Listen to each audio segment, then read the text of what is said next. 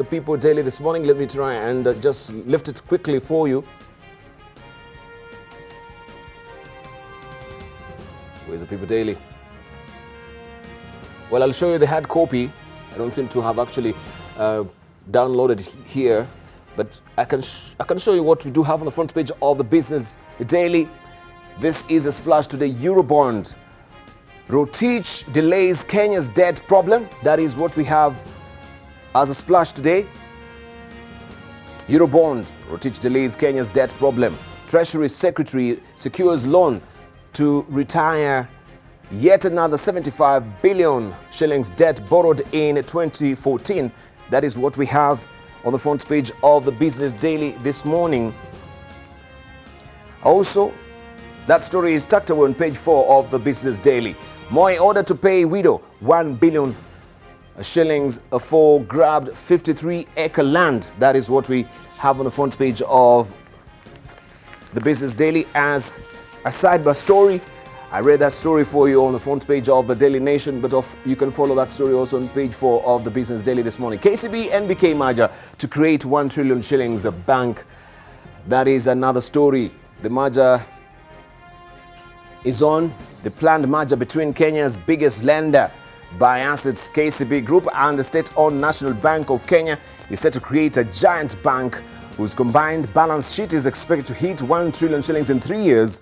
KCB, which also operates in Uganda, Tanzania, Rwanda, Burundi and South Sudan, last month offered to buy NBK through a share swap of 1 KCB share for every 10 of NBK. That story continues on page 4 of the Business Daily this morning. Also, KDF gets 2.5 billion shillings for pay increase. Kenya's military staff will cement their position as the best paid in the region after the Treasury released 2.5 billion shillings for their pay increase. This story continues on page 5 of the Business Daily this morning. Internet freedom push as states race to firm up control. Internet freedom push as states race to firm up control. Countries are spending billions to build a system that insulates them from misinformation warfare that has recently seen several regimes toppled. You can follow all these details also on page 12 and 13 of the Business Daily this morning. Fund managers shared assets, but Sanlam stays it stays top. It says Sanlam Investments East Africa remained the pension industry top fund manager for the second year running, even as the big three managers saw their assets shrink. You have this story continuing on page 19 of the Business Daily this morning. Let me show you now what we have on the front page of the People Daily. The hard copy drama as DP Ruto confronts Kibicho. That is a splash on the front page of the People Daily today. Split in government. He accuses the Interior PS of using county officials to frustrate his political ambitions and warns him to keep to his lane. That is a story that you can follow on page 6 of the People Daily. Drama as Deputy President William Ruto confronts Kibicho is a splash on the front page of the People Daily this morning. Right. Can we just have the front page here? Dramas there. This is how it looks this morning. And you can follow all the gritty details on page 6 of the People Daily. Also, end of road for king of fake gold with high level ties. End of road for king of fake gold with high level ties is a question there. And you can see also that story continues on page 2 of the People Daily this morning. Also, new Eurobond grows public debt by 135 billion shillings. MPs vow not to surrender house allowance as SRC moves to court. That story continues also on page 4 of the People Daily this morning. Let's continue and see what also we have in other dailies as well. And we want to cross over now to Tanzania. I try and pick up now the Citizen for you to just show you what is on the front page of the Citizen. Right, I don't know where all my dailies have gone this morning. The Citizen and the People Daily. Let's just move on now to New Times. And this is how it looks. This is in Rwanda. That is a CHOGM 2020. Rwanda will be hosting this. And it says over 8,000 rooms ready for delegates as preparations continue for Rwanda to host the next Commonwealth Heads of State and Government meeting, that is CHOGM, slated for next year. The Ministry of Foreign Affairs has said they are preparing for up to 10,000 guests.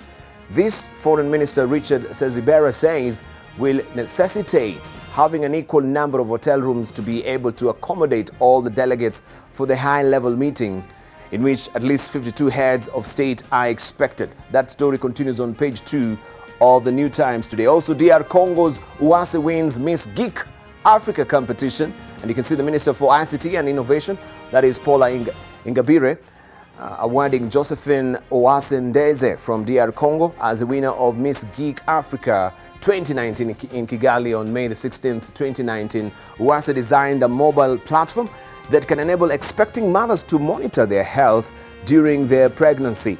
And you can follow this story on page 4 of the New Times if you're waking up in Rwanda this morning.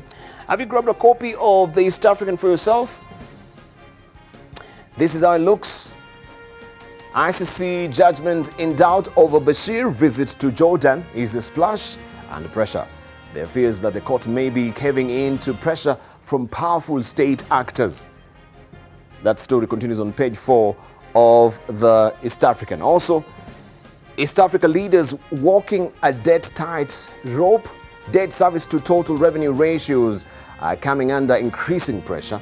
That is a story that you can follow also on page 12 of the East African. East Africa's finance ministers are walking a tightrope in their quest to finance recurrent government operations and make major infrastructure projects on course amid falling tax revenues that have weakened key debt sustainability indicators. This story continues on page 12 of the East African this morning. Let me show you also what Taifa Leo is holding for us today.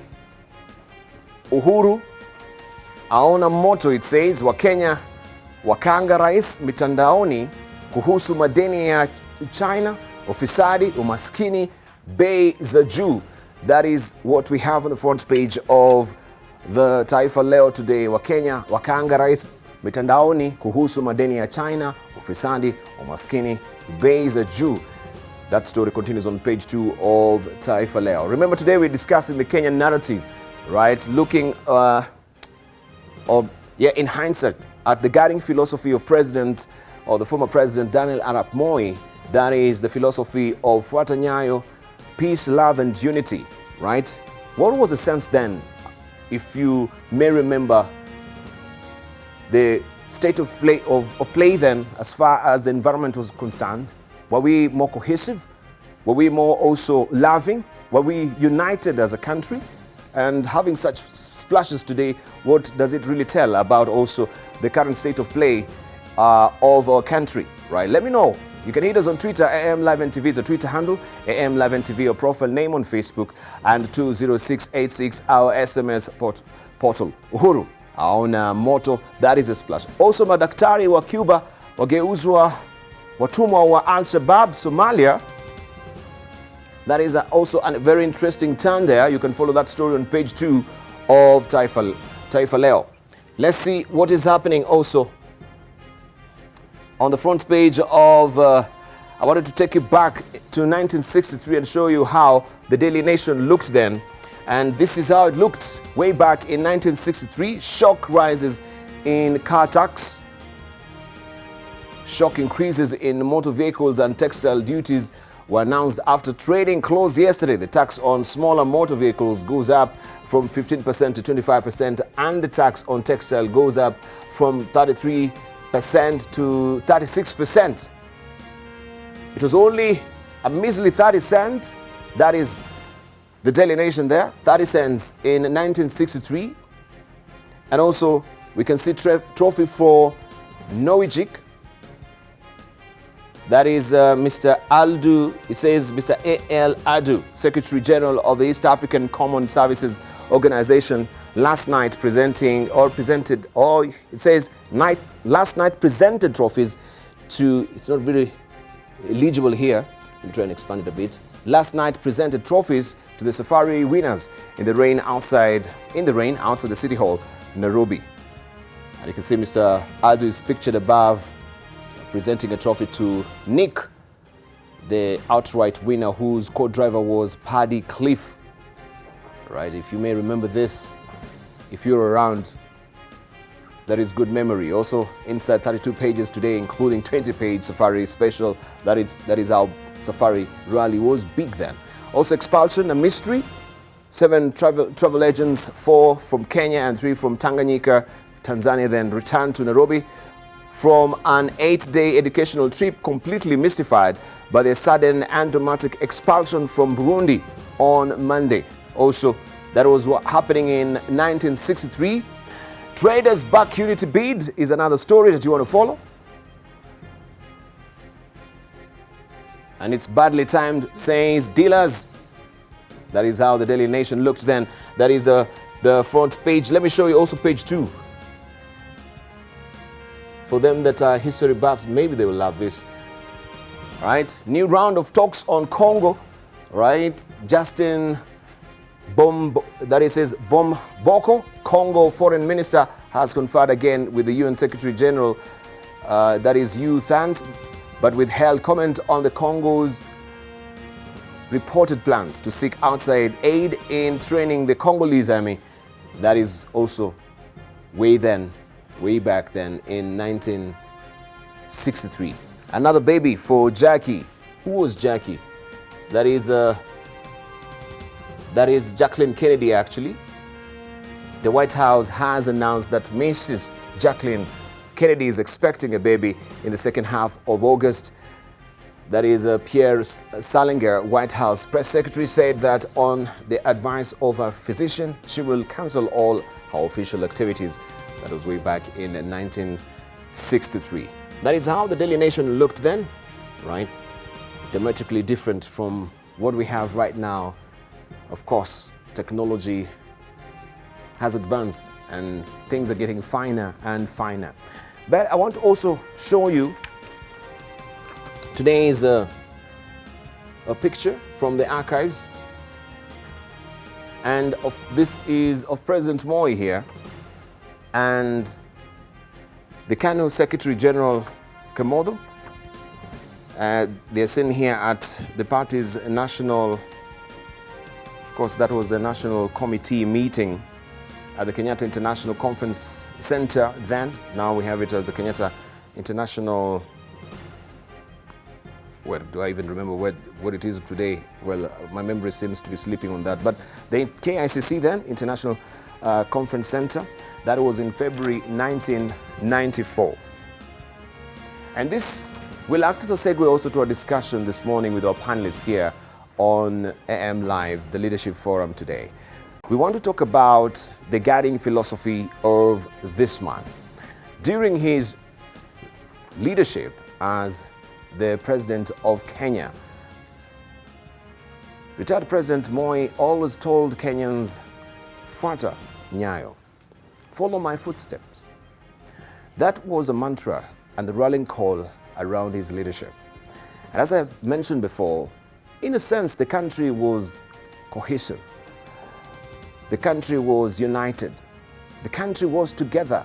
There was love that was palpable in the air. Despite the fact, yes, he had his own idiosyncrasies as far as corruption is concerned as well. And you can see what is also on the front page of the Daily Nation as well. But on the flip side, he had also many good things that he did for the country as far as unity is concerned. People were not really complaining as they are today, right? You might compare that particular splash today. Of course, Moi hit with 1 billion shillings fine for land grab. That was then. And I'm saying, of course, he had his own idiosyncrasies, he had his own foibles as well, and weaknesses as a president. But in a sense, generally, there was a guiding philosophy and a mantra in this country that united Kenyans and gave hope to Kenyans as well. Look also on the front page of this particular splash on Taifa Leo. Uhuru anaona moto. And it says Wakenya wakaanga rais mitandaoni kuhusu madeni ya China, ufisadi, umaskini, bei za juu. And it continues and continues and continues also on page 2 of Taifa Leo this morning. The question is, we are asking today, since then we knew the peace, love and unity mantra that brought Kenya together, we knew about Nyayo philosophy, that was the guiding philosophy of the former president, Daniel Arap Moi. What is the Kenyan narrative today? Right? I have my panelists with me here today, and we're going to be hearing from them today to just talk to us about the Kenyan narrative. And I would love to hear from you as well. What is the Kenyan narrative today? If someone asks you, tell me about Kenya, what will be, first off, the bat for you? As far as talking about Kenya is concerned, what will trip off your tongue as a first statement about Kenya? Despite the fact that we have, yes, beautiful flora and fauna. What else? Yeah, save for that, what else? And that is what we want to throw to our panelists this morning to talk to us about. I just want to walk over them and to the other side of the studio and introduce them. And we're going to be hearing from, of course, them speaking on the lectern. Right, I'm eagerly waiting also to just walk over to camera 8. And we have with us this morning Dr. Oliver Kisaka. We have also with us Dr. Gituro Wanaina. We have with us as well Dr. Caesar Mwangi and Mike Eldon. So they're here and they're going to talk to us this morning in regard to the Kenyan narrative. But to act as a segue briefly, because I'll give you a time on the lectern to talk to us. When we're talking about the Kenyan narrative, and I've given that comparison of during the tenure of Daniel Arap Moi and today, what will be your sense of the Kenyan narrative? Have you seen it changing and morphing into something else? I think, first of all, we've always had multiple narratives here. Mm-hmm. And I think then during Moi's time and before and since, we have multiple narratives, and some are extraordinarily uplifting and optimistic, and some are completely doomsday. And our job is to navigate between all these and keep sane and keep going, mm-hmm. Knowing that the media, of course, will always focus on the more doomsday ones. Mm-hmm. Right. Thank you. Thank you. Let's hear from Dr. Caesar Mwangi. Yeah, the Kenyan narrative. And I would think about the Kenyan narrative in terms of the concept of internal stability first, as a nation. What has happened as we progress as a nation in terms of our internal stability? Are we more stable? Are we more stable as a nation, and mm-hmm. the people feel that they're secure as a nation? And that is one of the aspects which I would like to analyze and think about. And I think we've struggled with our internal stability. I think we could be more stable. But also I'd like to look at the narrative in relation to what I call national transformation or development aspects. Mm-hmm. Are we developing as a nation? And what are we developing to? And are we clear on what we want? And I'm not very sure that we are really clear on that. Mm-hmm. So on those two areas, I think there's quite a bit of things that we need to think about. Right. Yeah. Oh, Dr. Gituro. Yeah. Thanks for having. I'm not quite sure about. And my mind goes through whether we have the narrative as we talk now. I think as Mike is talking about, you start from the independence. Mzee Kenyatta was very clear in terms of his narrative, basically talking Harambe and Tufanye Kazi. Very, very clear. Kicks in Moi, very clear, Fuata Nyayo, and then there is love and unity. Kibaki, very clear, Tulipe, Usuru, and all that. But my mind gets me out, if I can trace a narrative, perhaps we have now. And I think, as my colleague is talking about here, maybe need to step back and, for the 10 years now, what is this we can get as a narrative? My mind fails me to get the narrative as we talk. It fails you? Correct. So when you struggle, it seems then there's a bit of a problem, or what? I'm not quite sure whether the narrative makes the country move forward or backwards. I think you can actually still do without the narrative. But I think the focus as in terms of development, to me, that's a basic aspect of it. Mm-hmm. And I think it's important to, I don't think you can say one is good or bad. I think, as Mike was alluding to, the fourth estate becomes very important. Mm-hmm. I would bet probably there was more in terms of transaction costs during this gentleman, as you mentioned him, but there was very little in terms of what the fourth estate could bring out. Mm-hmm. Now it's like all the binoculars are on you. And therefore, I probably fail to get a correlation between the narrative and in terms of the transaction happening in the economy. Yeah. Maybe the better phrase will be, what is Kenya's guiding philosophy. Yeah, Yeah, that is a better. that's a better, yes. That's a better. Yeah, I think then that absolutely. you're not really constrained. Yeah. So, what is Kenya's guiding philosophy? Maybe also I'll come back to Mike Eldon and I start all over again. I think Let's I can answer that one. let's hear from Dr. Yes, Kisaka. and you could put in there Kenya's vision, because I think Kenya is a country that has remained in transition since independence and has been characterized by shifts. You could say there is a shift in our leadership approach. Kenyatta and Moi were described by some scholars as more autocratic or more, they were not the kind of leaders that were challenged by anybody in their time. Yeah. Today, the leadership is extremely liberal and anybody can challenge anybody. So there is a shift in our leadership approach. There's a shift in our political system from monopartism to multipartism. And in Kenya, you can say, you can't even tell which are the parties. The parties that are there today may not be there 3 years from now. Also in transition. They are also constantly in transition. Yes. You could also say there is a shift in our population, and I think for me, this is perhaps the much more significant factor that hasn't been taken into account sufficiently as should be the case, because Kenya has enjoyed a very high population growth in the last 50, 60 years. And that comes with implications on the way we manage everything. So you could also say it's a country of shifts in terms of our speech. Media today is not what media was in Moi's time. In Moi's time, you had to reflect what Moi was saying.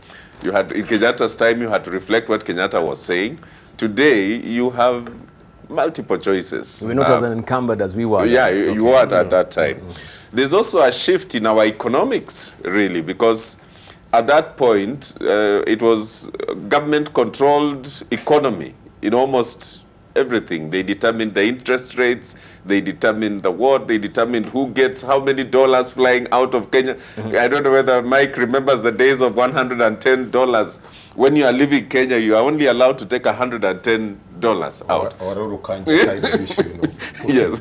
Today is a highly liberalized economy, but without a very clear management of the fundamentals that affect the way society ought to function. So I could say, if you ask me for our philosophies, sadly, I think the Kenyans aspire for many good things. Aspirations have remained aspirations, but the fundamental philosophy is that as long as it benefits me, it's okay. Which is a sad thing. Which is a sad thing. We don't have a concept of collectivity. I keep saying that Western countries may have their own great weaknesses, but most officers are in office for the common good. In Kenya, we claim to be communal, but our operations are self-centered, basically. And if they have a semblance of community, then they become ethnocentric. Okay. So the nation state hasn't become a concept of ours in this country. Right. Okay, Dr. Kisaka, since you're close to the lectern, I would love you also to just walk to the lectern, of course, and I'll give you 6 minutes to speak to Kenyans. You know how we normally do it every Friday. I have my yellow card with me. This is just to make sure that you are keeping time, and my yellow card and my bell as well. So 3 minutes into your speech, I'll raise this, so don't get distracted. Okay. When you're just about to finish, I'll raise the red card. If you go beyond, then I'll ring the bell. Okay. So we're speaking, and we're talking about this morning what is Kenya's guiding philosophy, and we just give a brief history of where we're coming from since independence. We got independent as a country. That is from 1963, when we had the first president of Kenya, Jomo Kenyatta, with his Harambee motto. Then we moved into Fuata Nyayo with Daniel Arap Moi, and peace, love, and unity. But today, what will be our guiding philosophy as a country? And what is the narrative that we have out there? People talking about Kenya. Can we change this narrative? Is it a good narrative? We want to hear from Dr. Oliver Kisaka, who is the Managing Director of Corat Africa. He's on the lectern right now. Sir, you've got 6 minutes. Thank you very much, Debarl and NTV, for having me this morning, and a very good morning to all my panelist friends that are here this morning to discuss this important subject. As I have observed a short while ago, perhaps I could put it this way, that in Kenya, from time to time, you can observe what you might call a declared philosophy by those that are ruling, and you can analyze and find what you call the reigning philosophy in the society as it operates.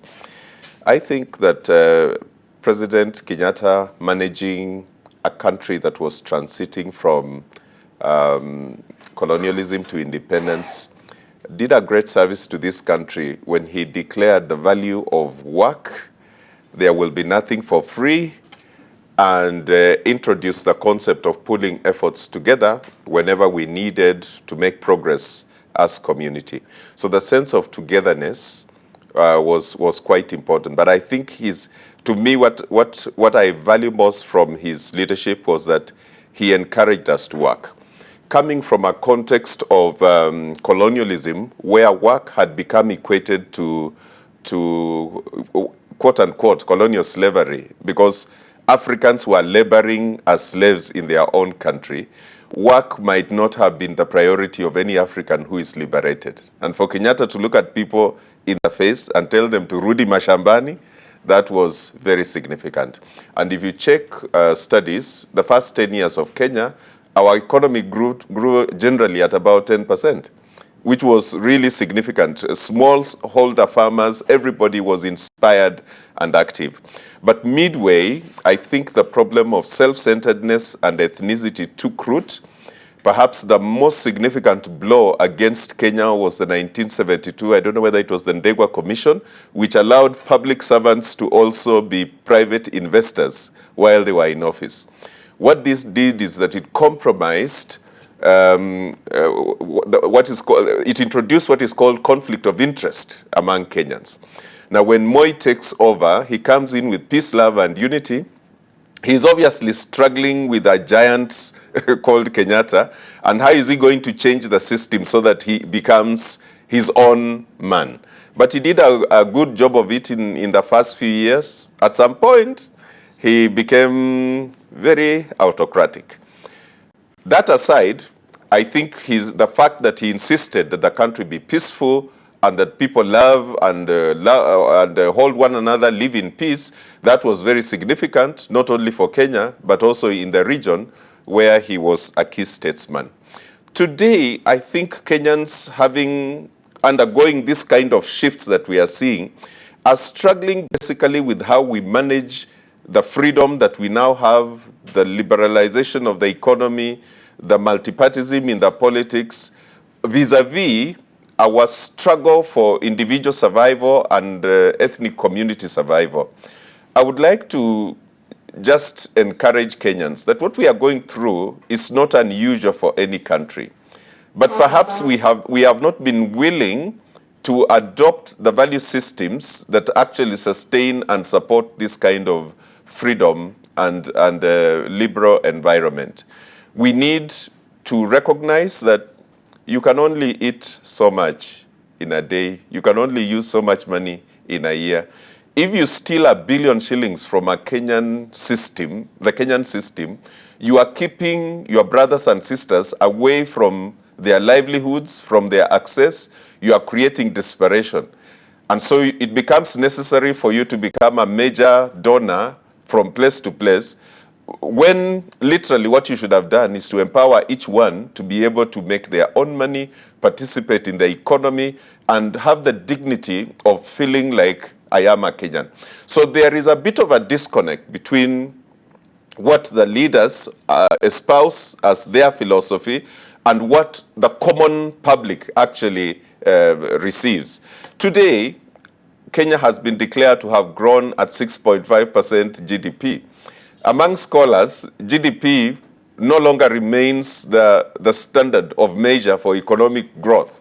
Actually, one Nobel Peace Prize winner, I think he was called Sen, if I'm not very wrong, He won the Nobel Peace Prize because he established that capacity to live is a more important measure than GDP for the measure of economic success and prosperity. And we want to ask, how is the average Kenyan living? In the newspaper today, the editorial, 14 million Kenyans are living in poverty. This is not good. And our insatiable appetite for money is driving them further into poverty because we are not managing the fundamentals well. Tax is a privilege of any government, but tax must have a limit, because when you overtax people, you destroy their capacity to invest, to function, and to create jobs. So when the East African says on the page 12 that you read, that East African countries are complaining about declining revenues, what has happened is that we have hit the roof of our capacity. And we are now going down because taxation is no longer promoting what government is looking for. I think a reduction of tax to a reasonable level is what will leave more money in the pockets of the people, facilitate their engagement in the economy for productivity, create jobs, widen the tax base, and therefore begin to bring taxes up again. So for the average Kenyan, I would say when things like this happen, number one, we are called to tighten our belts.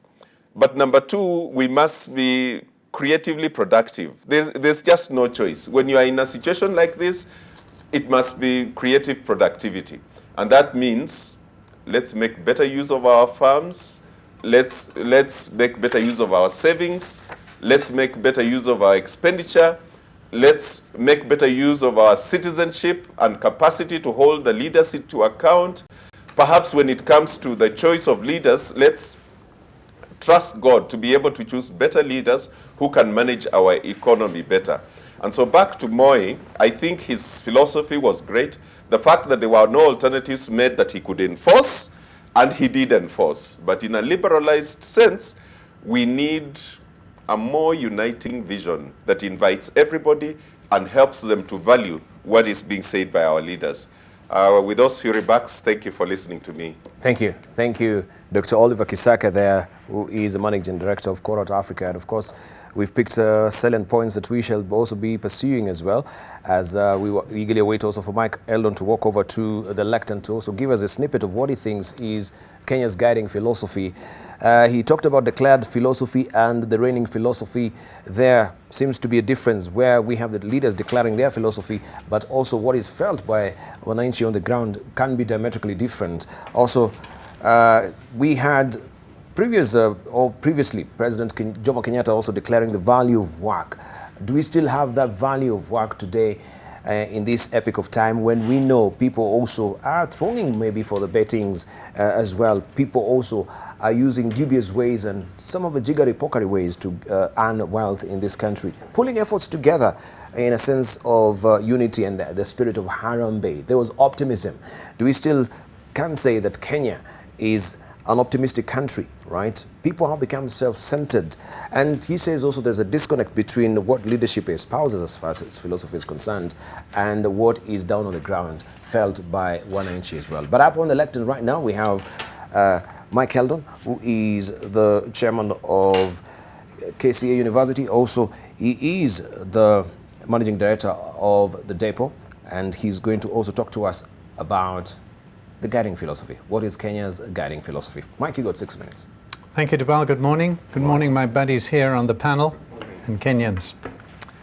I arrived in Kenya in 1977, in the twilight of Kenyatta's days, in the twilight of Harambee and work ethic.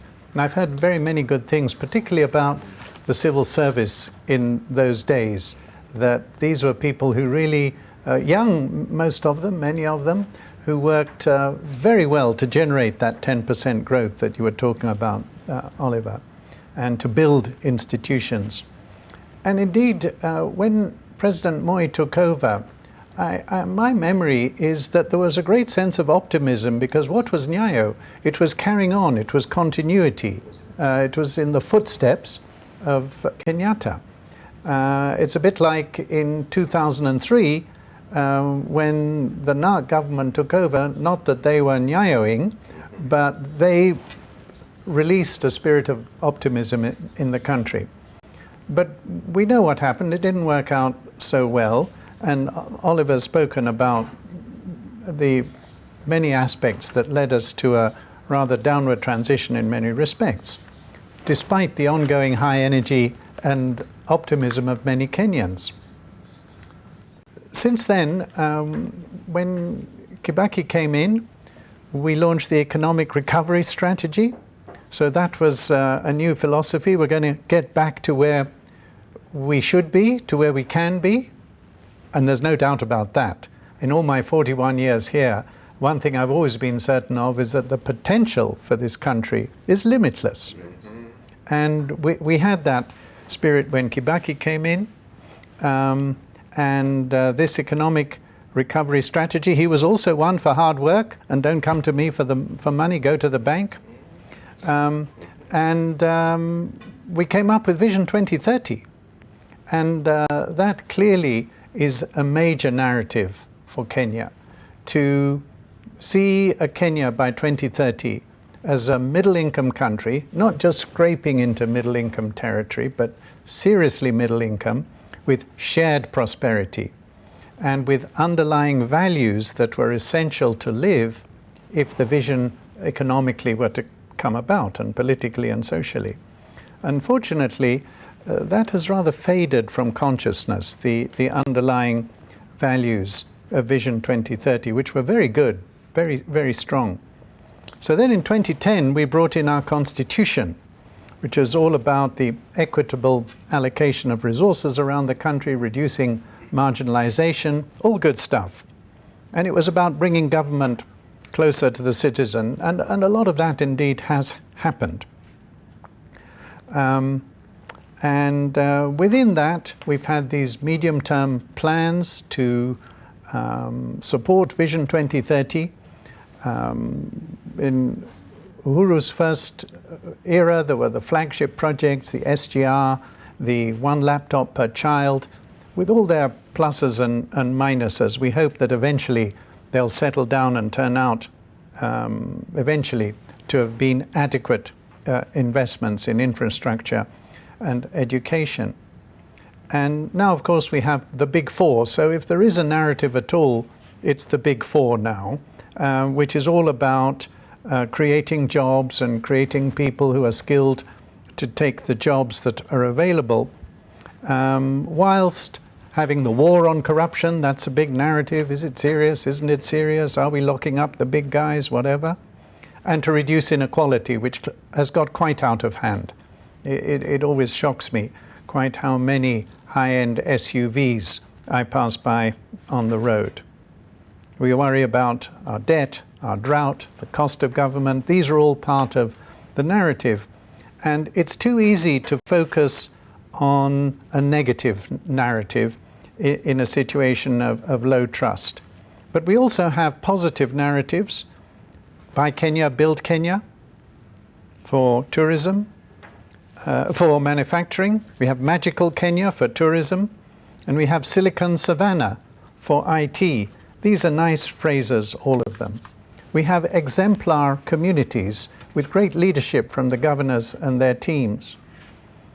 What we don't have is a permanent focus on the values to lift us up. Caesar and I are working on an initiative, a multi-sector initiative with a committee to bring those 17 buried values in the Constitution to 5 punchy ones. Listen to Rwanda's values: speed and respect for time, customer service mentality. Hey, are we talking about a country or a company? It's a country. Quality of delivery, completion, finish what we start, self-respect and national pride. And I think that many of us here are looking to see this emphasis on living the values. A lot of people talk about them, very few people know what to do about them. But ultimately, it's a question of leadership, articulating the sort of philosophy, the sort of narrative we're talking about here. I run workshops quite often these days on communicating for influence. That requires authenticity. It requires engaging language, which we don't have in the Constitution. It was designed for different purpose. But we need to get together and encourage our leaders to do what we are doing here this morning. And we're a bit of an outlier, aren't we, Debarl, on media? Your mornings tend to be uplifting and educational. It's away from the Ruto Raila Ruto headlines or the Magoha Sosion ones. So more power to these sorts of discussions, and not just from guys like us observing the leadership, but from the leadership. From the leadership. Thank you very much. Right, he's spoken very warmly there. That is Mike Eldon. He reminds us of the economic recovery strategy that was brought to the fore by the Kibaki regime as well. And he reminds us as well the potential of this country is limitless. Let us not lose sight of that. Vision 2030 had very good values. Where did they taper off? At what point did we forget about this? And also the Big Four agenda, they have very good initiative of creating jobs, but also the tickling issue about inequality in this country is what also Mike Eldon is pointing at, and we shall be discussing this. There are positive narratives, he's listed them, and he's compared this also to Rwanda with their national values as well. So we want to hear as well this morning from Dr. Caesar Mwangi before we take a short break, and also on the other side of a break we'll hear from Dr. Gituro Wainaina. He's walking to the lectern right now. He's the Executive Director of a Center for Personal Leadership. And Dr. Caesar, you got 6 minutes. Thank you very much. Good morning, Kenyans, and thank you very much, my dear colleagues. That was very insightful presentations. I want to examine this particular question of what is Kenya's guiding philosophy from a very simple perspective. I try to think about this in a structured manner. And one of the things I decided I will do this morning is actually just go 3 different points, 3 different prerequisites for what I call national internal stability in a nation, which should be one of the objectives of any country. And then that can inform what we are thinking about our guiding philosophy. Now, 3 points around what I call internal stability. And one of those is, for that to happen, we need economic and financial stability of the nation and of the citizens of the nation. And I was trying to compare the epoch of the last 10 years, the current regime that is in place, and the epoch of Mwai Kibaki from 2002 to 2012, and asking the question, if we're to have economic and financial stability in the nation, then we seriously need to have certain things in place, such as clear job creation, income distribution going well. And when I examine this particular aspect, unfortunately, I would say between these 2 regimes, clearly I come up with a verdict of decline. We have declined in this particular regard. It was very well articulated that Kibaki came up with the economic recovery program, and I think that was a very good thing. He came up with the issue of get to work, open up the banking system, open up M-Pesa and the financial systems, and let people access money and do their work. But let's not have a culture of handouts. So people were able to realize that they can actually work and make money. And we currently have a situation where we have questionable debt levels externally, we have serious debt levels internally, we have lack of jobs and job creation, we have what I call jobless growth, or what is often referred to as jobless growth. We have collapses in key industries such as the sugar industry, challenges in the maize industry which created a lot of employment. And these are issues of concern.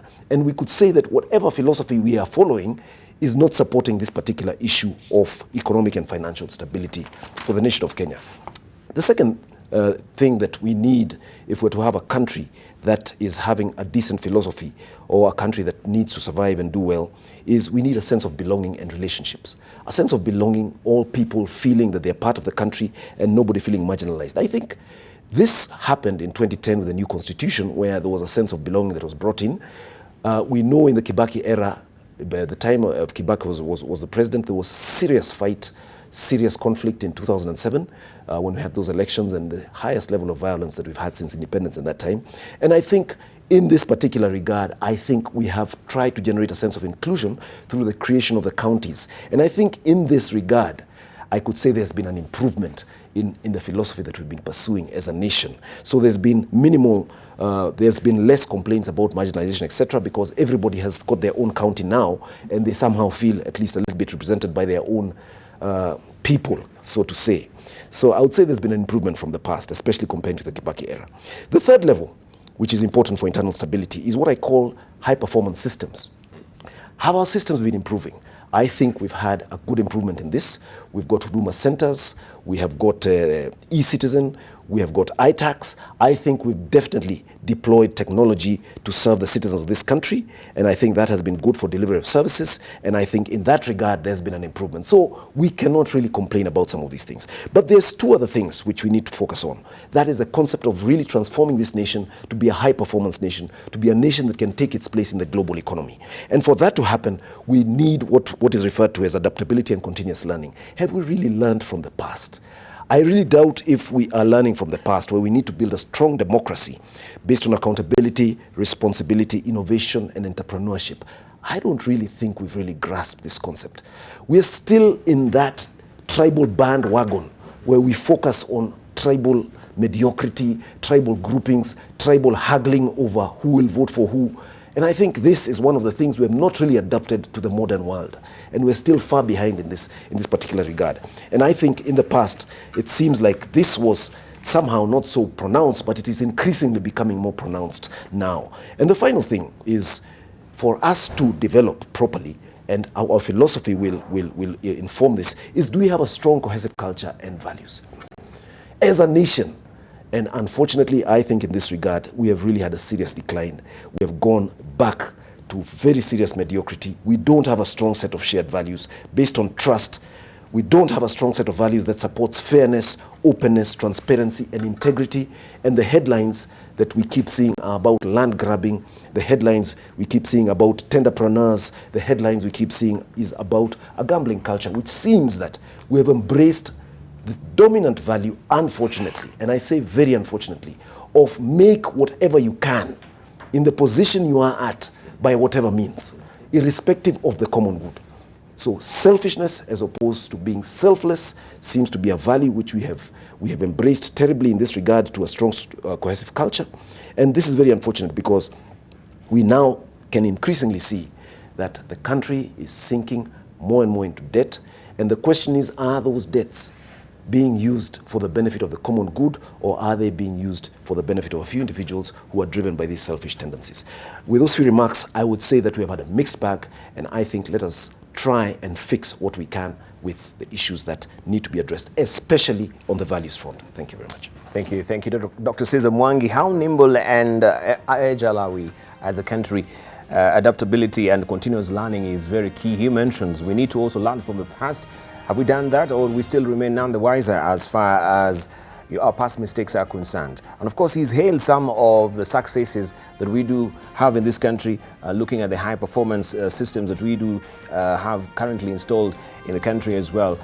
Sense of belonging and relationship is very key. Do we have a sense of belonging as a country? Some people say that, yeah, najivunia kuwa Mkenyan. Some others, they say, right, navumilia kuwa Mkenya as well. So which side of that sort of philosophy, so to speak, are you siding with? Are you jivuniering being a Mkenya, or you are vumiliaring being a Mkenya? We're going to take a short break right now. When we circle back, we shall hear from Dr. Gituro Wanaina as far as also this topic is concerned. Mike Eldon picked up also Vision 2030. We shall also task him on that as well on the other side of the break. Don't go away.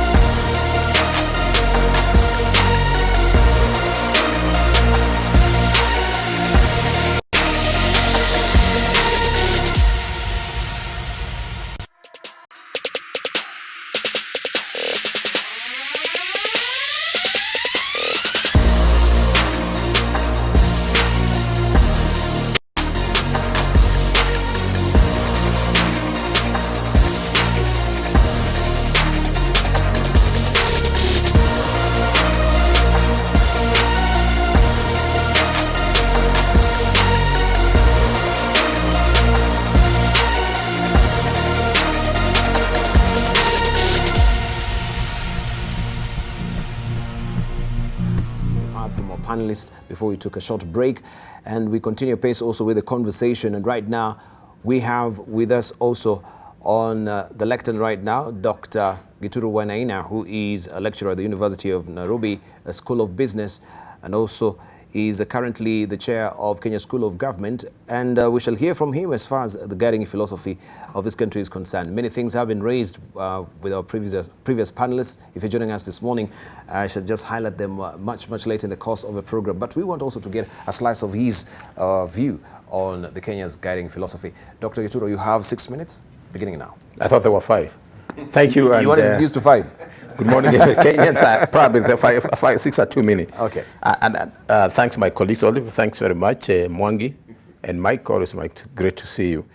And very sobering discussion listening to my colleagues here. And I think one thing which comes out is that we need to have a sense of belonging, a sense of nationhood. And I would say we are more of a country as opposed to a nation.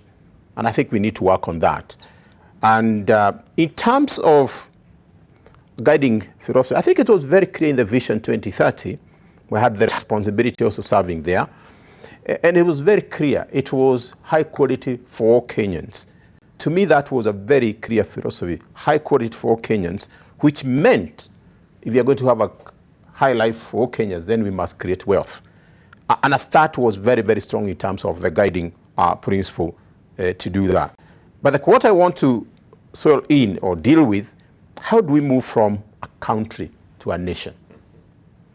And I'll give examples, 3 examples perhaps. If you look at a country like Singapore, move from a country to a nation. I probably don't go very far. Tanzania, move from a country to a nation. So it's Botswana. I had an opportunity to look at the 2016 vision of Botswana. They had 7 key areas, and each of these areas were build a nation, build a nation, build a nation. And that's our biggest challenge. And as we look forward in terms of the political leadership here, I think as Kenyans we must focus on being a nation. And interesting in terms of to do that is a very easy way. One of the things we must do is, first and foremost, we must see ourselves as Kenyans. We must take collective responsibility. Yesterday I had an opportunity to give some stakeholders meeting of the border. And it was so interesting that there were no Kenyans giving their responsibility of what the border industry should look like.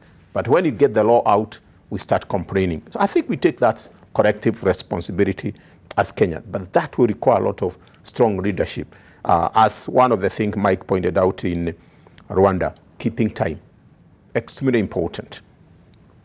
Secondly, we need to address the issue of conspicuous consumption. As a country, that's the USVs that Mike is talking about. And that needs addressing the issue of transaction costs. Because whether we like it or not, we do see. And the question was asked today, do you have a sense of hard work? And I will give for the last 6 years, I saw something interesting at Nando's when I was in Westlands, which sent me, are we really in terms of seriousness? I saw a GK car for a judge be driven by youngsters, full loud music. And I was like, this is a responsibility from a highest office. What are the young ones doing in the car? So I think it's important that we address the issue of transparency, we address the issue of transaction costs here. Probably why we are not, as a nation as such, is the whole concept of reducing the gap between the have and have-nots. And that, to me, that's clear. Even you go a step further, if you look at the point of what we require in economics, not really GDP, because GDP is amorphous. GDP was 6-8%. But you want to go further, and what's the level of inequality within the country? We have a very high level of inequality. And that doesn't bring the nationhood I'm talking about. That, to me, is something we need to address very, very strongly. And we must have a value system. And I agree with Mike, I agree with Mwangi. Yes, we do have, but having a value system is not good enough. We must practice it. And as Debarl pointed out, I really appreciate the government giving me a responsibility to be the chair of the Council for Kenya School of Government. That's something we are going, and we must, every cost, everybody goes to Kenya School of Government. How do we address the issue of value system? And it's not a question of it's not a question of reading it, it's a question of practicing it, and that's what we shall. The last point I want to do is the strong leadership. Extremely important. We must have very strong leadership, a leadership which moves from the narrative to action. And it's that leadership, and I want to make it very clear, that leadership starts even from the house. That leadership starts in the classroom. That leadership goes to the county. That leadership is going to the national government. If I cannot provide that leadership at my house, then I've failed. So I'm not looking at the president. I'm not looking at the deputy. I'm looking at the whole of us. How do we give that strong leadership in terms of this country? Now, very interesting in terms of what Mwangi raised, and I think Mwangi, you are spot on, the issue of moving to a high-performing system. And I think that's what that system is the one we should be looking down the road. Who is this? Who are we going to look at in terms of 2022, in terms of learning this country? And it now takes me to what would my philosophy perhaps be if this country perhaps has to move, and it must. And I really appreciate Mike. We are hardworking. I was impressed when the president was launching our innovation in terms of in Kigali. You can see the thoughts. You can see how the country is moving forward. I think our philosophy should be, Mzee was very clear, Mzee Jomo Kenyatta, value for work and Harambee. For those probably understand our education, most of our education have it because of that, of Harambee. I would like us, perhaps as a country, to create wealth through hard work. That's our philosophy. Vision 20 talks about that. I think what I would say, shared prosperity through hard work. I think as we move forward, that should be our philosophy. Thank you very much. Thank you, Gituro Wanaina. Shared prosperity through hard work, right? Wealth creation through hard work, that should be our guiding philosophy, according to Dr. Gituro Wanaina. So he's raised a raft of issues and looking at also the gap issue that is widening. You know, it's getting wider and wider as far as the haves and the haves not is concerned in this country. Are we more of a country or as opposed to a nation? He will actually try and also crystallize this and bring clarity for us to really understand what is the difference between a country and a nation. And we want just to now buckle down to discuss some of these salient points that were raised by our panelists this morning. Remember, also, you get to drive a show with me. You can hear us on Twitter. AM Live NTV is a Twitter handle. AM Live NTV, our profile name on Facebook, and 20686, our SMS portal. And we have some reactions also on Twitter. I can just read one or two. We have Abdallah Mudambo saying that guiding philosophy of leadership is about truly caring about people you lead, and you do that by putting actions behind your words. Also, absolutely. We have Kamau Karanja saying we are working harder than ever, but our pockets are torn by those supposed to protect our earnings. And also we have Musila Mwoki saying selfishness versus individualism.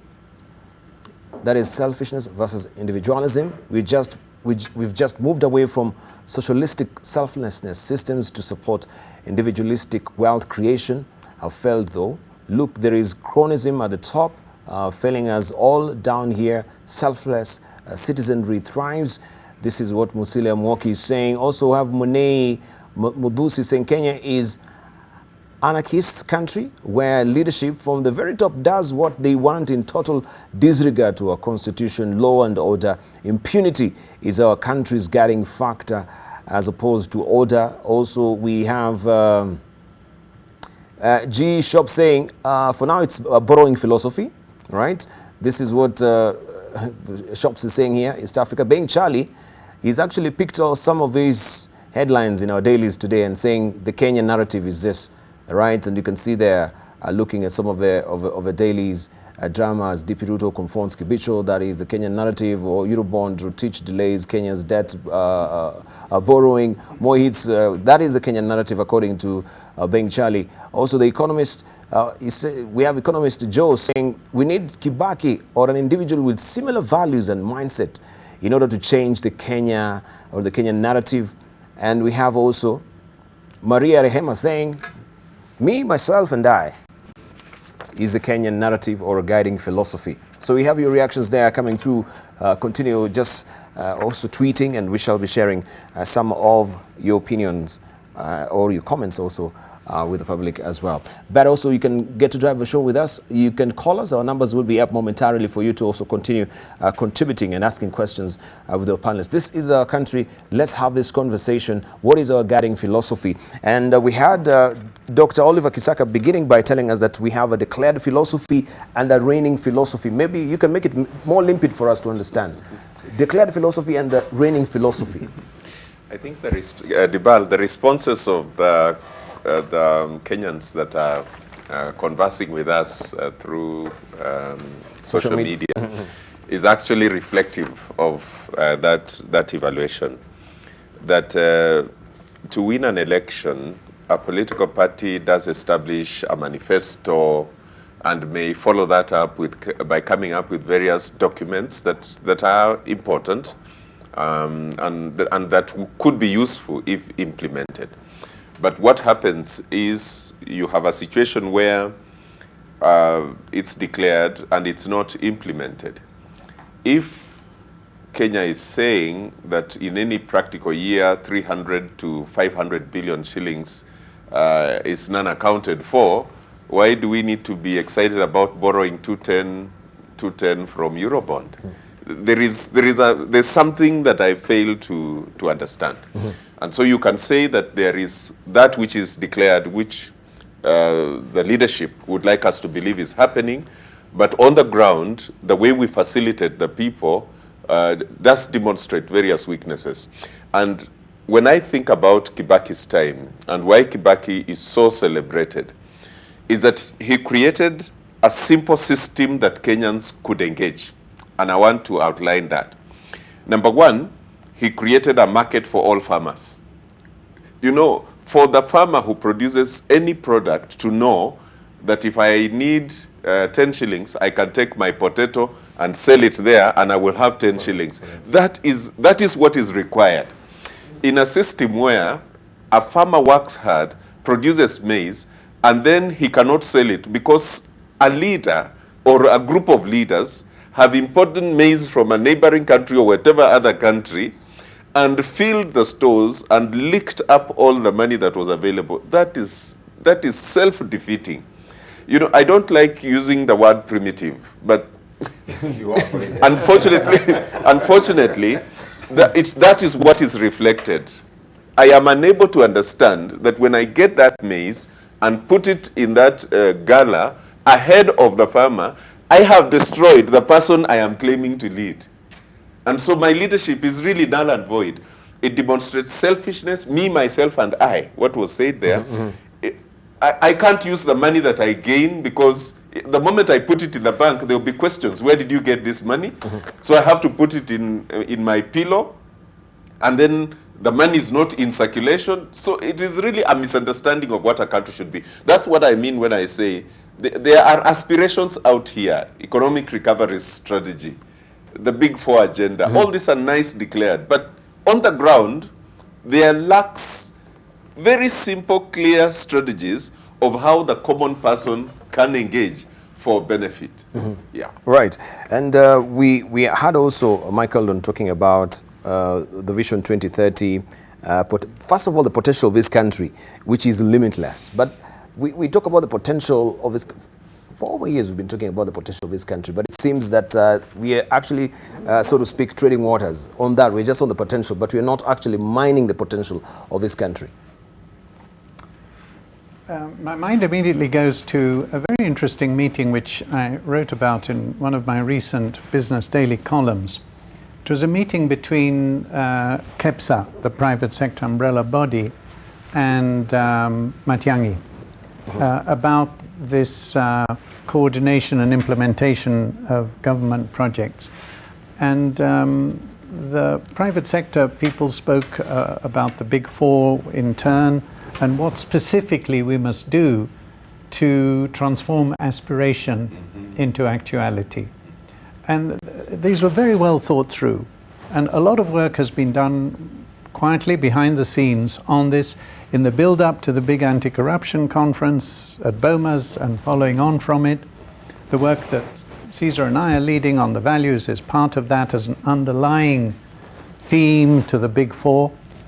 And the responses given by Matiangi were so impressive that what he talked about with credibility is what we are calling for. He talked about these 7:30 a.m. Tuesday morning meetings between him and his cabinet colleagues. Absolutely. Followed up by the technical committee of PSs at 7:30 on Wednesday morning, into which the private sector being infused. That's what we need to see more of, this purposefulness, driving of results, this performance management for results, and to get rid of bureaucracy, waste, never mind corruption. Even if we got rid of corruption, not much would still move because of bureaucracy and fear of failure and timidity and what would they say, and therefore doing nothing being the safest thing. Also, always going out of town to get daily allowances, wasted expenditure, too many salaries. These are all the things that we're not getting to grips with and that are so obvious, but politically it's going to be hard. We were just looking at the newspaper this morning. We came across another institution we'd never heard of. I can't even remember what it was called about. Employment agency. National Employment Authority. Authority. Which is being launched today. Yeah, It's been launched today. It's being, it was, it was actually installed in 2016, but it's being launched today. Actually. Yeah, so do we need an employment authority? Aren't there other people worrying about employment? Do we need to have more, premises and furniture and cars and salaries and support staff and an HR person and a procurement person? That's what we're going to get, presumably, here, and a big supplement in the paper. There's too much profligacy, even as we talk about austerity, for reasons that we fully understand, because so many Kenyans, and not just the poorest, businesses that are downsizing, going out of business, because people aren't paying each other, because government isn't dispersing and therefore borrowing. All this vicious cycle requires the kind of Matiangi leadership that happily Uhuru has appointed him to deliver. But it can't be a one-man band. It must become the new normal. I'm not seeing that as a most likely scenario. Interestingly enough, we have also Victor, who has drawn this interesting cartoon today in the Daily Nation, saying this is, the Kenya's current state of play as far as borrowing is concerned. Jubilee's skewed hierarchy of needs, Eurobond 3, Eurobond 2, Eurobond 1. And you can see the person that is holding that pail in hand is, the Kenyan who is really suffering. Famine is a big issue right now. Maybe we could talk about our borrowing spree as well. And what sort of narrative have we created so far as the management of resources in this country is concerned? People have bugbears and fears that, are we going to manage this? And we've had, different voices from government, from civil society saying that this is not sustainable. We are facing, as it is right now, or we could be facing a sovereign debt default in the near future. Where would we leave our country as well? Let's just also speak on this as well, Dr. Caesar. Yeah, it's a very good point, Debarl, you raise. And it brings to mind the famous statement made by the late Peter Drucker when he said, culture eats strategy for breakfast. We seem to have a strategy that says, let us borrow and build good infrastructure, and from that, the country is going to develop and grow and everybody will be better off. I think that is what we are saying. Okay? That is strategy. And it's not a bad strategy. But if it is not supported by an enabling culture, then we have a problem. I'll give you a simple example. When we say that we're going to build a railway line from Naivasha now to Kisumu, for argument's sake, the first thing that happens when that plan is hatched is that the powers that be, or the people in the know, go and buy land along the route. That's the first thing they do. And then those land prices are highly inflated because there'll be compensation coming in. And the compensation will come in from borrowed funds, which have to be paid at some point in time. Now, that is the problem of culture eating strategy for breakfast. Our strategy is not going to work because the returns on that particular infrastructure project are not going to be sufficient to cover the cost of the loan. Right. And I think this is the concern that we're having. And culture is driven very much by leadership behavior. So leadership is actually eating our strategy for breakfast. I want to modify that statement by Peter Drucker. And leadership needs to now examine itself and say, how can we drive a different culture for this country? And that culture should talk about honesty, selflessness, and the common good being the overriding consideration in everything that we do. The common good, which has been ignored totally. And when you see that man in that cartoon begging with a bowl, you can see the fellow is starving, but there are characters in that bowl with red ties and black suits, like some of my friends here. Yeah? Very smart guys. Very smart guys. So the bike has a red tie.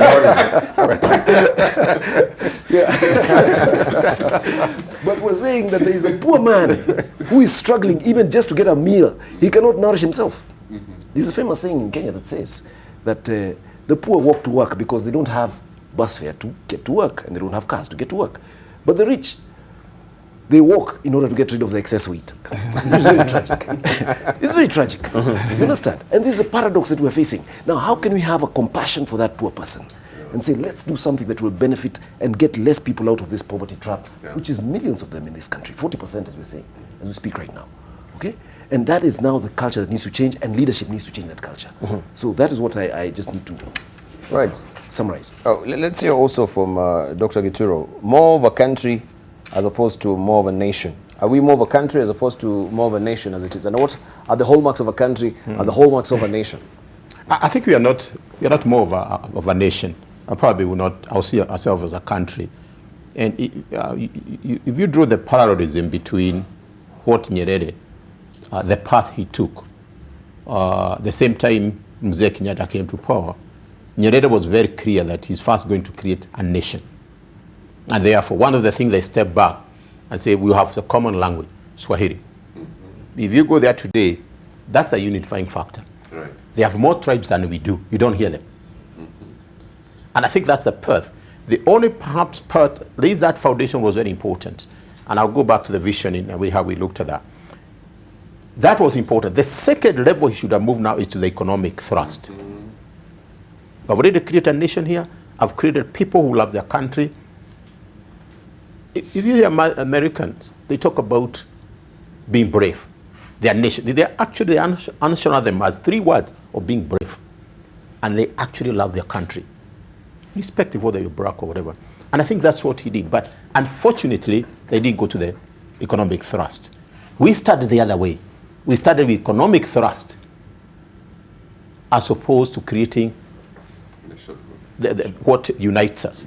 So in that perspective, and I was amazed when I looked at Botswana. Botswana, their first vision was creating a nation. The second vision they have now is now the hard infrastructure. And that's why we realized during Kibaki's time, we started very strong in hard infrastructure. And Mike and the team knows, then we came down into now bring the national values. If you look at the initial of the vision, it didn't have that values, but now we do have the values. So, and I think that's something it's not too late in the day. But you go to the website of Vision 2030, the values are no longer there. Really? I haven't been there. I've searched them, maybe I couldn't find them, but at the best they're buried somewhere. And to introduce them was a great warfare. Absolutely. And, and I thank Julius Muya, the PS now, for planning. But let me just divert again. As you come with the values, and I appreciate what Mwangi and don't make them more than 4. 3. Absolutely. So we can remember. Absolutely. And they are punchy. And every Kenyan buys into it. I think to me that is extremely important. But let me come to the issue of, which I've said here Debarl before, the Thursday Forum. I strongly believe in borrowing. And as a country, I think it's very important to borrow. But and that's why most of the time I try to avoid to come with red ties in this forum, because they're associated with those kind of people. You can say I'm the only one without one. The whole idea is, if we can transform that person, in probably not even with a tie, but a good life, education, health, they can feed. That's what borrowing is all about. This other narrative, perhaps we need to change. I don't know why we always go to the foreign direct investment. Why do we go foreign? If you look at domestically, we have so much RBAs of this town. The NSSF, running into trillions. And what you'll be doing, you're borrowing locally and also creating opportunity for those institutions. And I think it's important we step back. But if I have my contribution in the pension fund, I must see systems whereby if I put 1 shilling, I'll probably get 5 shillings. That's what borrowing is all about. If a nation can demonstrate, I borrowed 5 million, I've given you 20 million. Let's go for it. But I think what we need to focus on ourselves, and I was 2 weeks ago, I was talking about here, we are in the nosedive. And I'm not being give opinion what we need to do. Address simple things. Tourism. Address manufacturing. And manufacturer, you're not going to get a penny. They have already have that. They need an environment where they can do their business well. And that's what Kibaki focused on. That's what's, by the way, Jubilee do have a manifesto. And I think it's important because 2017, they talked on 3 things. Transforming lives, transforming society, and transforming the nation. If you look at those 3 things, they're actually addressing what we shared prosperity. I think where the question mark comes in is the doing of it. And I think this is a key thing we need to address here. So come back to what you asked. I think there was an opportunity to turn this country into a nation. Whether I'm in Kuria, whether I'm in Garissa, I feel like I'm also like somebody in Kiambu. And I look at the initiative, when you look at LAPSET, those were the initiative where we open up everything for everybody. So in my view, there is still opportunity, and in my view, we need to start thinking seriously. The word is seriously, Mike, Mwangi, and Oliver, about 2022. We think about 2022. Yeah. We need to bring up no-nonsense kind of. Right, but we have to go this way, we go this way. Okay. And I appreciate there is a constitution. There is a constitution. So there is that guiding. Okay. But I think it's important. We will come back to that. Sawa. We'll come back to it because also we have, other voices saying that, this country is bigger than 2022. Yeah. Why are we so fixated on 2022? And we'll have a country even beyond 2022. Why are we channeling all our energies to 2022? What is so big about 2022? We have a country that we need to, be developing so far. We have a country that we need to also make sure that everyone has food on the table. This borrowing spree, a recent, I think, Bretton Woods Institution report was trying to focus on the issue of corruption. And they actually tabulated and showed all these sort of corruption cases we've had running into billions.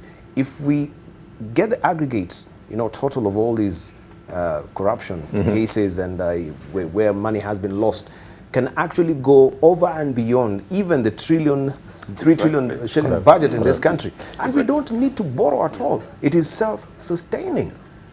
So when we talk about a disconnect between what the leadership are espousing and what is on the ground, are we in any sense maybe focusing on or are we glaring into a leadership vacuum in this country, so to speak?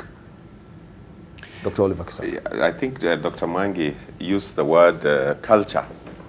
You see, culture, the way of life of a people, only gets established if there is the existence of continuous stability for a long enough period of time.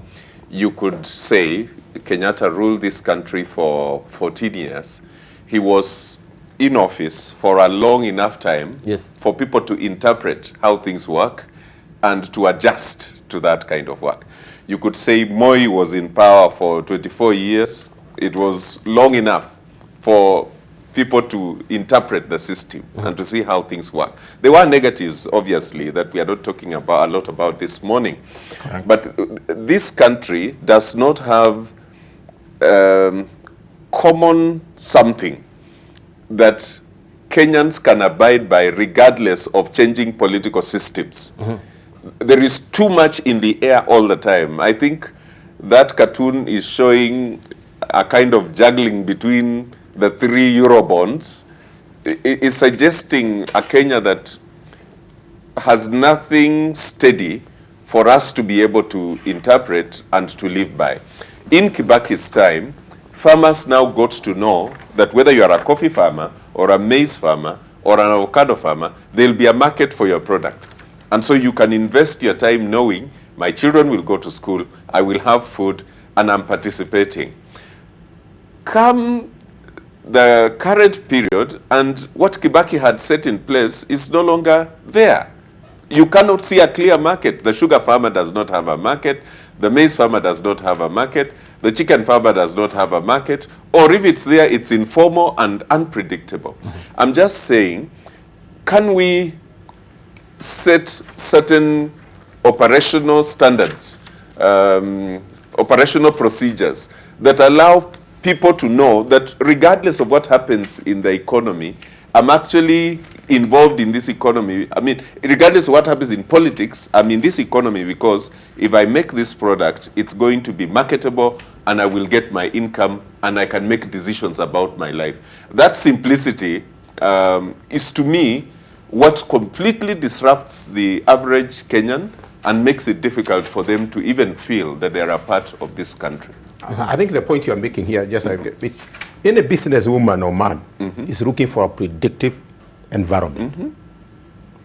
I know the case, if I have a case, it will take 3 months. I know.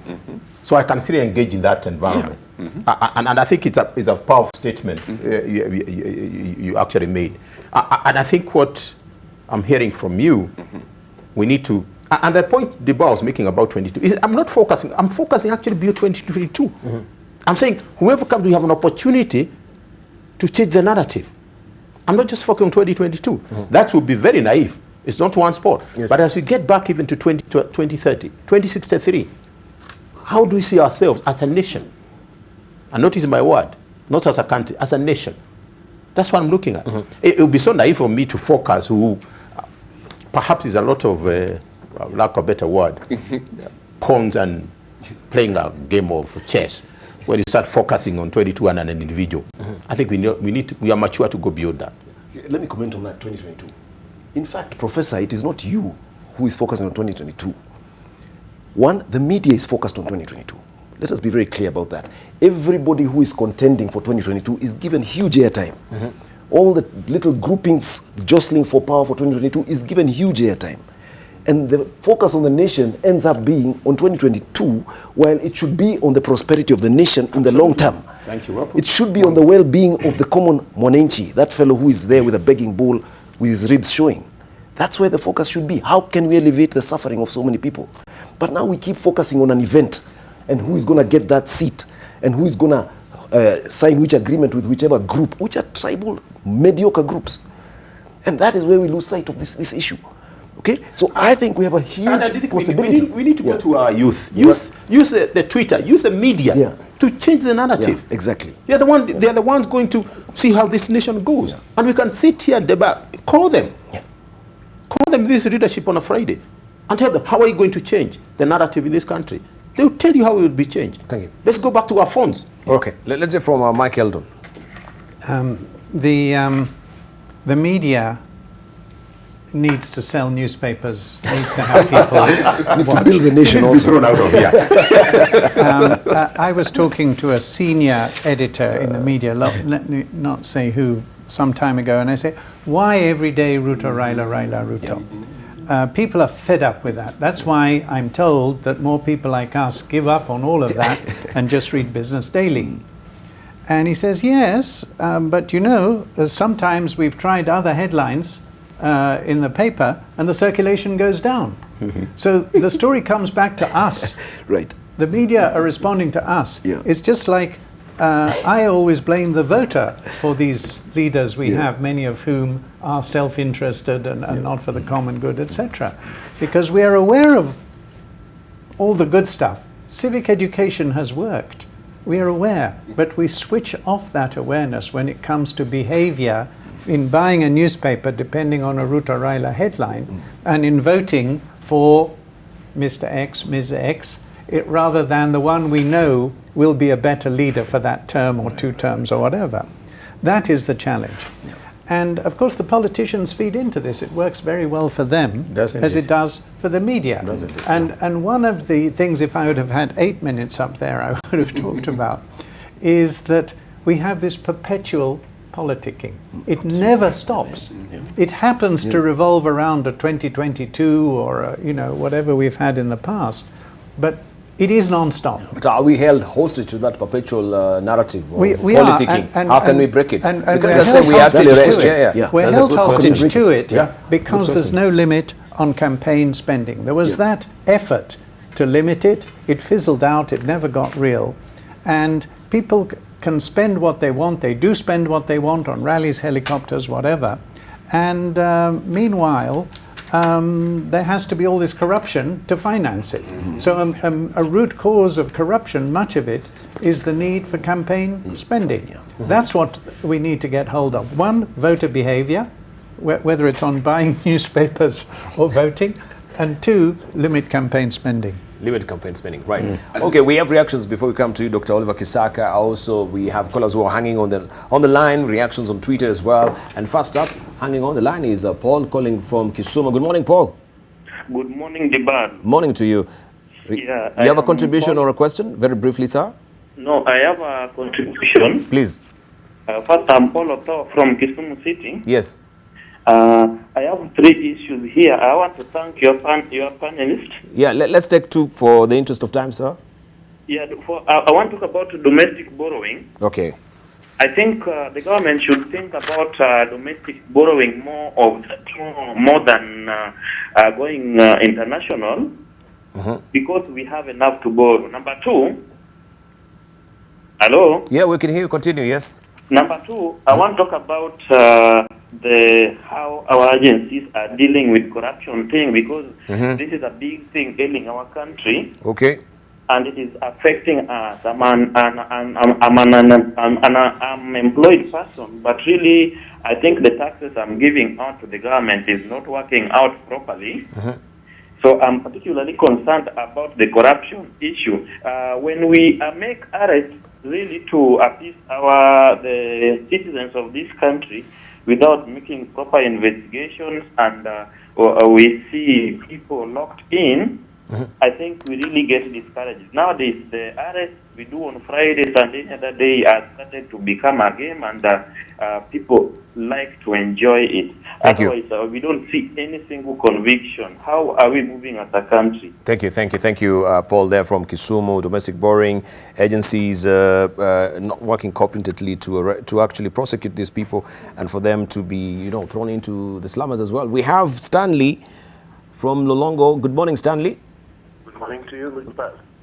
Good morning to you. A question or a contribution? Yeah, there's so much I don't understand. Because why is it that we are putting our mind onto 2022? What is so peculiar with 2022? When there's an incumbent system working. Yes. Why should we just focus on 2022? What is so peculiar? I just want to know exactly. What is supposed to be so big with 2022 or after 2022? Are we in a window period of awaiting to know what is supposed to be happening in 2022? Right. Hello? Yeah, we can hear you, Stanley. Are you getting me right? Yes. Why is the focus so much on 2022? Right. What will 2022 bring up to Kenyans? Why don't we talk of what is happening today, tomorrow, as we await for 2022? Thank you. We get it. We get it, Stanley. Right, and that is a question that, of course, we're addressing with our panelists as well. Thank you for that. We have Mrs. Waweru hanging on the line. Good morning, Mrs. Waweru. Oh, we've lost Mrs. Waweru, but we'll try and reconnect with Mrs. Waweru. But we can address those points that have been raised so far, and also we have on social media, Kai Kulabusia saying that our country philosophy is unique. It's characterized by fakeness, intolerance, corruption, and non-consistency. We're generally a bandit gang Also, we have Samuel Orutwa saying, how do we have economic growth which does not focus whether its growth is empowering its people economically? Then how does the government assess the impact of its growth and yet involves the same people? Also, we have Mike Shitaha saying, indeed, no philosophy. What we are seeing can't be equated to Kibaki's working nation, Kenyatta Harambee, relatively kusema na kuomba na kuiba the way to go. Also, we have undevolved functions, and is listed some of the philosophy or guiding mantras here from Jomo Kenyatta, Harambee, hardworking, Moi, Nyayo, peace, love, and unity, Kibaki, mind your own business, and Uhuru, survival for the fittest. Also, we have Robert Alu saying, I agree with the person who says we might be guided by impunity. What a value. Also, Olema saying, problem of Kenya is new government structure. Devolution caused government department offices in district dysfunctional as money reaches county level. Devolution killed public service and money is controlled by politicians. No country can run this way, I think he meant to say. And also we have Munyao Mbondo saying, as a youth, 50% of Kenyans, can someone explain how we can jivunia with this unemployment? Low salaries, struggling private sector, difficult to sustain legal business, widening rich-poor gap, etc.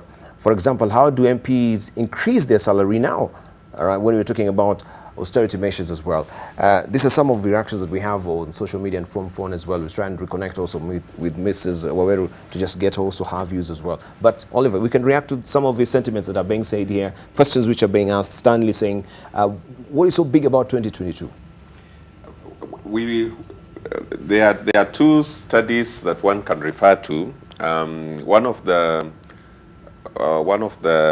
researches that has been done by a major group, my mind is failing me whether it's called the Gallup poll. I've just missed it, but that it found that in developed countries where there was fair stability of the economy and people are not relatively not so bad off, their participation in democracy were actually declined. In terms, fewer people turned up for voting.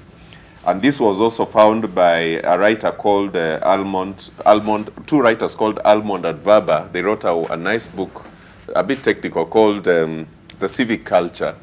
And they found, in comparison between countries of Europe and countries of the South, notably Brazil, that in countries where there was fair stability of the economy, people were generally well off, there was less participation in elections and in polls. And that was interesting because these are the countries that are reputed to be highly democratic compared to others.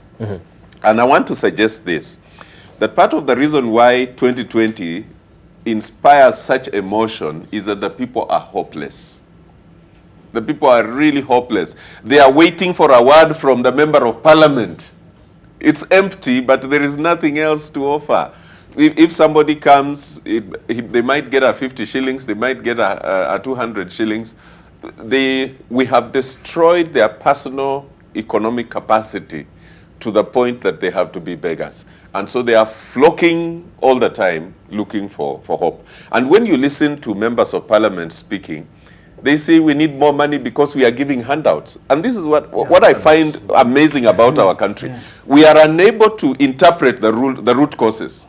You have impoverished them. What do you expect? They'll turn up at your door. And of course, that is the mentality of a politician. Yes, it's terrible. Yeah, so that you can actually have a vote next day. Yes. If you try and empower them, will they vote for you really? Yes. So I want to suggest that part of the problem we face in this country is that we haven't analyzed the root causes of our problems. Like corruption. Everybody talks against corruption. Everybody shouts against corruption. And now we are arresting people. But have we really analyzed why corruption happens? And just try to categorize those reasons why it happens so that we can address one of those reasons one by one. Because at this point, it seems to be like you are hitting people. A hungry person who is seeing a fruit tree, even if you tell him there are snakes there, he will be looking for a way of how to get to the fruit tree.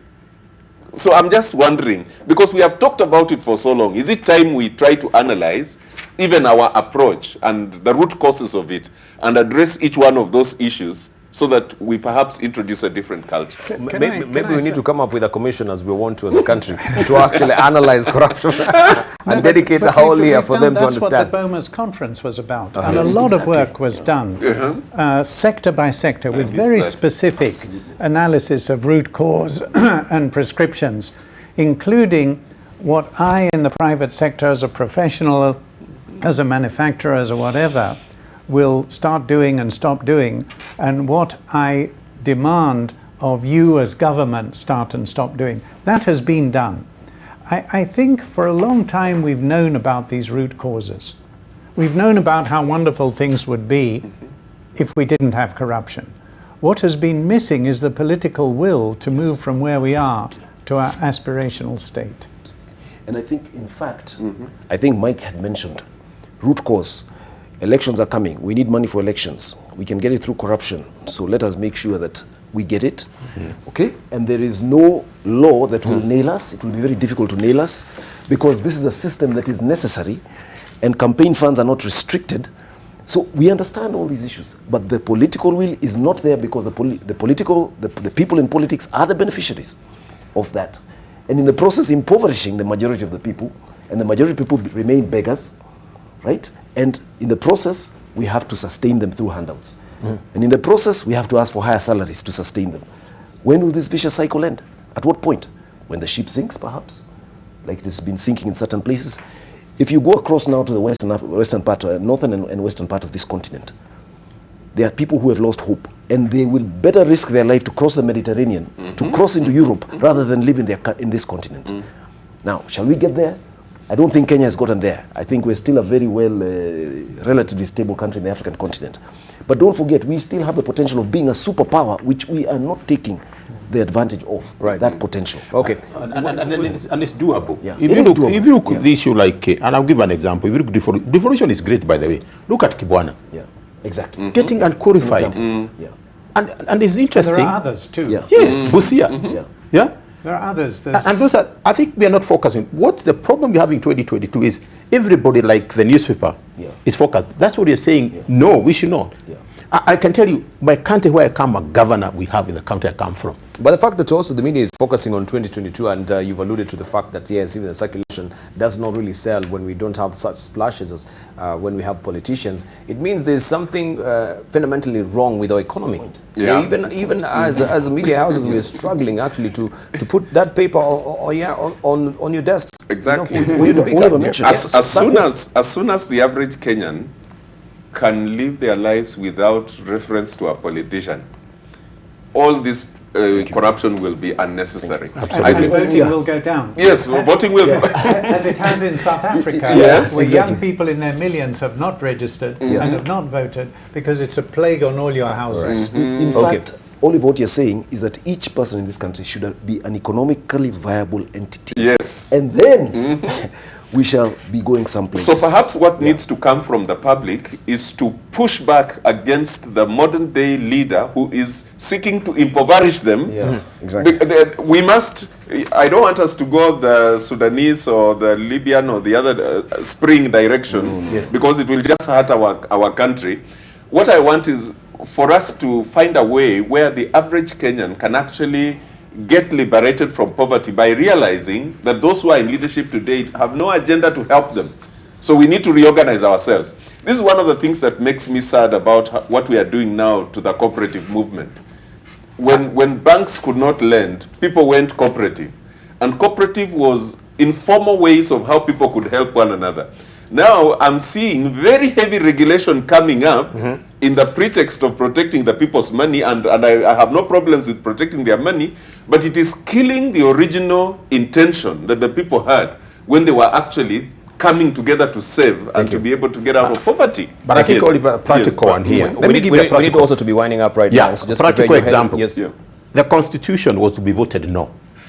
Mudaura, in his wisdom, told all the professionals, go back to your village, tell your parents, and they listen to us.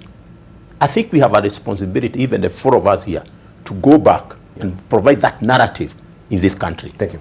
I think so. Right. Michael, on your closing remarks, please.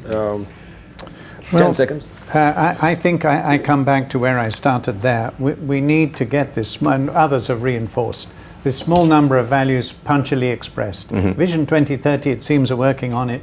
We're working on it. I think we invite everyone to look at those 17 values under their few subheadings in the Constitution. That's Article 10 on the national values of the Constitution? Yeah. They're just listed 17 words. Correct. And we need to bring them to life and then to use those all the time as a leadership tool, as the narrative. Thank you. That we practice what we preach and have encouragement and penalties Thank you, to have Mike. everyone do so. Right. Dr. Caesar, your closing remarks, please? I just want to paraphrase what Professor Inea here said earlier, that we need to focus on a philosophy of shared prosperity through patriotic, honest leadership and hard work by all citizens. Absolutely. Thank you. Yeah. Right. Dr. Wanaina, I can't say more. you can't say more. You've Yes. taken your point. Not that quite. is what you prepared. I think it's very clear. I think we need a Kenyan who is sharing the prosperity we have. Thank you. Yeah. Right. Oliver Kisaka. We are created by God to be creative. Human beings have capacity to actually solve problems. Correct. Let's begin afresh, look at our ways, even as individuals, reorganize our affairs, and get our country going. Get our country going. Interesting enough. And I Our think- nation, our nation going. I agree with Prof. Thank you. No, Thank you. excellent. Thank you very much. We really do appreciate your input this morning. And talking about national values, we can dedicate another show to that. Interestingly, we have a director of national values and cohesion in this country, but we've never seen the face of this person. Where is Josiah Musili, who is the director of national values and cohesion? We need to have your face also on the Article 10 of the Constitution to know what are you doing to make this country cohesive, and when it comes to national values where we are losing it, where are you? We need you. Please come to the show and talk to us about national values as well. I want to thank our panelists this morning as well for coming through and also putting this into perspective. What is the guiding philosophy of this country? And we live with this tweet from Jonathan Baraka. He's asking, so who is going to change the current situation in the 254? Right? Who's going to do it? That's a good question. He's asking. 254, of course, is Kenya. That is the code, the calling code of the country. We want to thank you so much for your valued company, your reactions. Stanley, Paul, and Mrs. Waweru, we didn't get to you as well. Thank you for also your contribution this morning. We really appreciate. Let's create this country to be a country where everyone is optimistic and has also national values, that we're espousing and we're proud about. Thank you.